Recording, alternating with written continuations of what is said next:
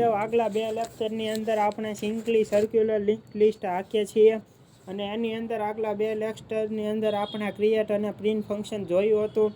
આજે આપણે જોવાના છે સિંગલી સર્ક્યુલર લિંક લિસ્ટની અંદર આપણે જોવાના છે વોઇડ ઇન્સર્ટ ફર્સ્ટ નામનું ફંક્શન. તો હું કાંઈ પણ દેર કર્યા વગર સીધું શરૂ કરું છું.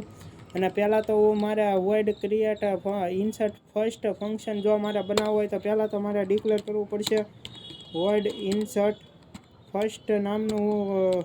પહેલાં તો જે ફંક્શન છે એના ઉપર જઈને ડિક્લેર કરી નાખીશ. પછી હવે હું એને કેશની અંદર પણ લઈ લઈશ. પહેલાં હું મેસેજની અંદર પ્રિન્ટ પણ કરાવી દઉં જેથી કાંઈ પણ જાતની કન્ફ્યુઝન કોઈને ન રહે. /n કરીને હું સિમ્પલી લખી ઇન્સર્ટ ફર્સ્ટને હું ડિક્લેર પણ કરી આવ્યો છું. હવે આપણે અહીંયા કેશની અંદર પણ તેને ઉમેરી દઈએ. તો હવે હું ઉમેરીશ કેશ ફ્રી નામથી હું એને ઉમેરીશ અને એનું નામ રાખી ઇન્સર્ટ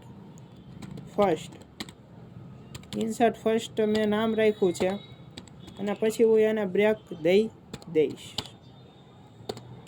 એટલું કામ થયા પછી હવે આપણે હેઠેથી ઇન્સર્ટ ફર્સ્ટને ઇમ્પ્લિમેન્ટ કરીએ તો રિટર્ન ટાઈપ વોઇડ છે.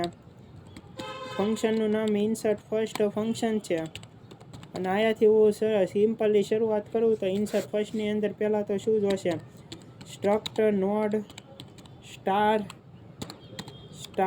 ટેમ્પ તો આપણે જોશે જ. તે ટેમ્પની સાથે સાથે આપણે એક પીટીઆરની પણ જરૂર પડશે કે જે વોઇડને કે જે કોને પોઈન્ટ કરતો હોય. આપણો પીટીઆર છે હંમેશા હેડને પોઈન્ટ કરતો હશે. આની અંદર ટ્રાવેલ્સરની જરૂર પડશે એટલા માટે મેં એના પોઈન્ટને સીધો મેં પોઈન્ટ કરાવેલો છે. આની અંદર સ્ટ્રક્ટ નોડ સ્ટાર પછી હું લખીશ મેમરી બનાવીશ. પહેલાં તો ટેમ્પની મેલોક પછી હું લખીશ સાઇઝ ઓફ સ્ટ્રક્ટ નોડ અને આયા મેં એની મેમરી પણ બનાવી નાખેલી છે. હવે હું સિમ્પલી એક તો ડેટા લઈ લઈશ શરૂઆતમાં printf/n એન્ટર ધ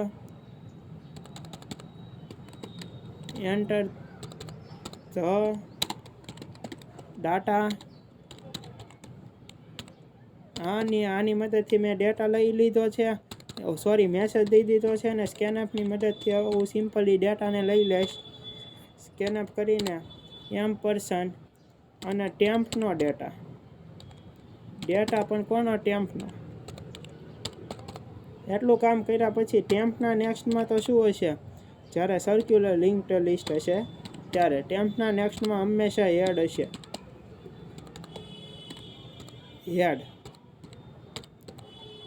તો ચાલો આની મદદથી આપણે એટલું તો ખબર પડી ગઈ કે ટેમ્પના નેક્સ્ટમાં તો આપણે સેટ કરેલું છે.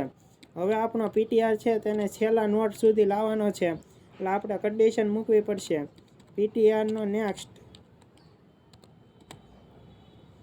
નોટ ઇક્વલ ટુ હેડ. પીટીઆરના નેક્સ્ટમાં હેડ ન આવે ત્યાં સુધી શું કરવાનું છે પીટીઆર ઇક્વલ ટુ પીટીઆરના નેક્સ્ટમાં નાખવાનો છે પીટીઆરના નેક્સ્ટમાં નાખવાનો છે.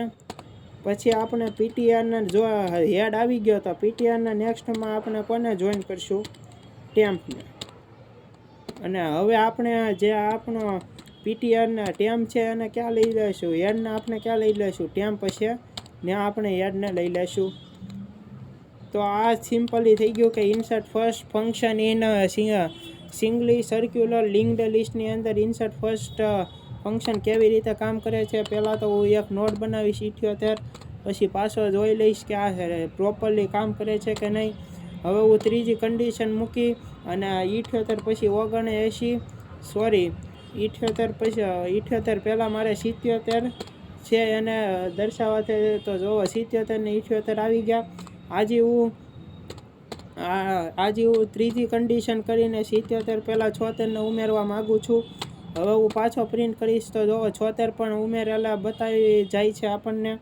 હવે હું પાછો 1 કરીશ તો એ ઓલી કન્ડિશન જ રન થશે. આજે હું 76 પહેલાં 75ને એડ કરવા માગું છું તો 75 થઈ જાય છે કે નહીં તો એ આપણે જોઈ લઈએ.